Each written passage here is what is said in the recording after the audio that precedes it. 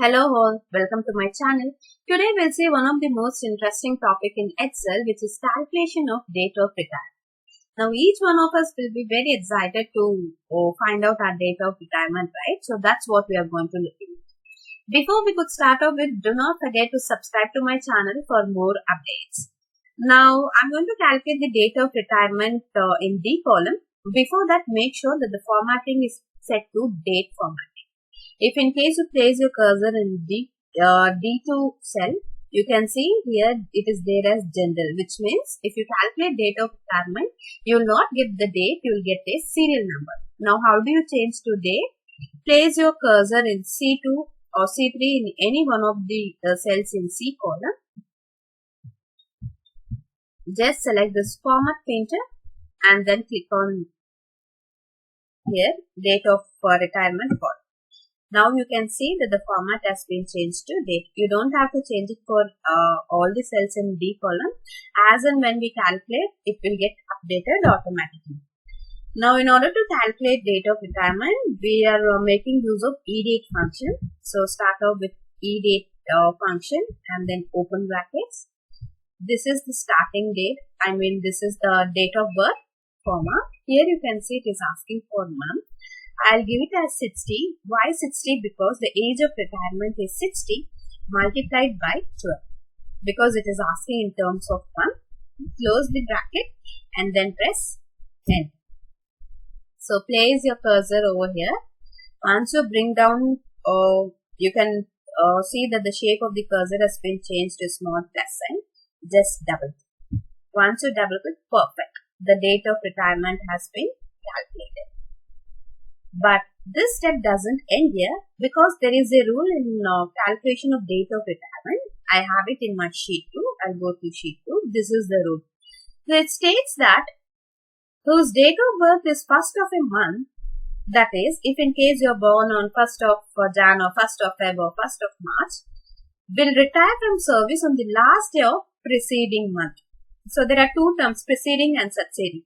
Succeeding in the sense for January, succeeding is February and preceding is December.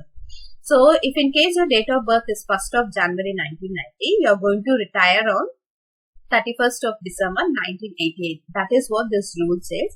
And we are going to apply formula in order to apply this particular rule. So, now I'll go to sheet 1. Also note, if in case your date of birth is 6th of January 1990, then you are going to retire on 31st of January 1990. That is, you are going to retire on the end date of the month. I'll go to sheet 1. Now, you can see there are two employees with the date of birth on 1st May and here it is 1st Jan. So, I have already told you if in case you are rather than 1st Jan or other than 1st, you are having your date of birth like 22nd December and all, your end date is going to be the last day of that particular month. If it in case 22nd December, then your retirement date will be 31st December.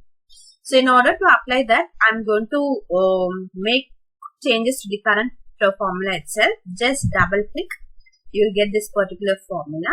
So, now make use of end of month. So, for start date, this is going to be the formula. Just place your cursor at the end and then comma. Here it is asking for month.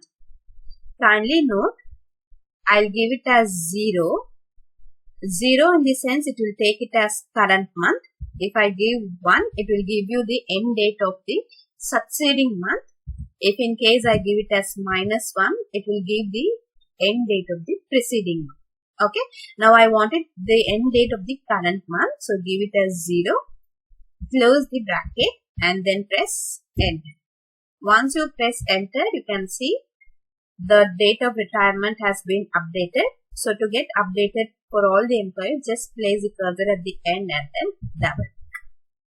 But then, now you can see our rule has not been applied because see, there are two employees 1st of Jan and 1st of May. So, as per the rule, if it is 1st of Jan, the date of retirement is going to be 31st of December of the preceding month.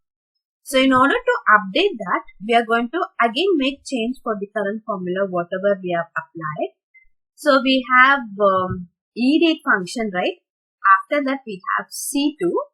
There you can type it as -1, which state that if the date is on 1st of the particular month, you will have to take, we are giving instruction to Excel that it has to take the date of the preceding.